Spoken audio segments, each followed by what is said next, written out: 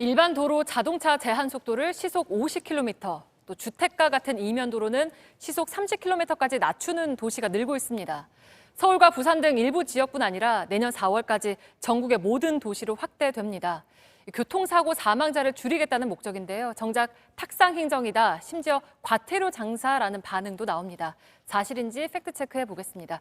이가혁 기자, 네. 언론 보도로도 나왔죠? 네, 어제자 일간지 온라인 기사를 좀 가져와 봤는데요. 네. 시민들의 반응이라면서 서울에서 경운기 모나요? 이런 제목으로 말씀하신 그런 반응들을 전하고 있습니다. 네, 그러니까 너무 느리다, 현실과 거리가 멀다라는 건데 기사에 나온 반응대로 탁상 행정이라고 볼 수가 있습니까? 그렇게 보기 어렵습니다. 이 시속 50km로 줄이라는 것은요. 세계보건기구 WHO가 이미 2009년부터 권고해 왔습니다. 교통안전 선진국들은 이런 권고를 잘 따라왔다고도 밝혔습니다.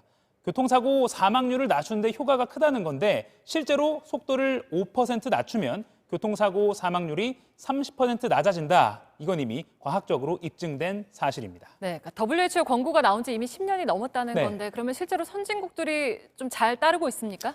도심에서 제한 속도를 시속 50km 이하로 하고 있는 나라, 2018년 WHO 조사 기준으로 총 72개 나라입니다. 오늘 기준으로 OECD 회원국만 따로 또 추려보면 우리나라를 포함해서 5개 나라를 빼고는 모두 전국적으로 시행합니다.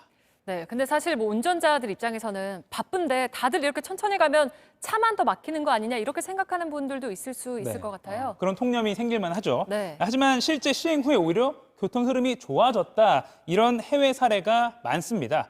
최근엔 국내 실증 자료가 나왔습니다. 한국교통안전공단과 카카오 내비를 운영하는 카카오 모빌리티가 제한 속도를 먼저 낮춘 서울 일부 구간의 실제 주행 상황을 분석한 건데요. 먼저 서울 종로 도심 일반대로 시속 60km에서 50km로 낮췄습니다. 이렇게 출퇴근 시간대에 시속 3.3km까지 차들이 더 빨리 움직일 수 있었습니다. 네. 서울의 중구한 이면도를 또 보면요. 시속 40km에서 시속 30km로 낮췄더니 출근 시간대에 최대 시속 2.8km까지 차들이 더 빨리 달릴 수 있었습니다. 러시아어에는 오히려 운전자들에게 이득이 된다는 것이죠. 이런 결과가 나오는 이유, 소위 유령 정체가 줄기 때문입니다. 제한 속도를 낮추면 그만큼 더 일정한 속도로 주행할 가능성이 큽니다. 이 경우에 차선 변경이나 급제동 이런 경우가 줄어들어서 오히려 전체 도로 흐름은 좋아진다는 겁니다. 네, 그러니까 이번 정부 들어서 속도 위반 과태료나 범칙금이 늘었다. 이거 세금 더 거두려는 거 아니냐? 이런 얘기들도 있던데 이거는 어떤가요? 사실이 아닙니다. 제한 속도 낮추기는요. 이미 박근혜 정부 하반기에 구체화됐습니다. 2016년 10월에 제한 속도를 시속 50km로 줄이라는 권고가 OECD에서 나왔습니다. 우리 정부와 협의 후에 나온 제안입니다.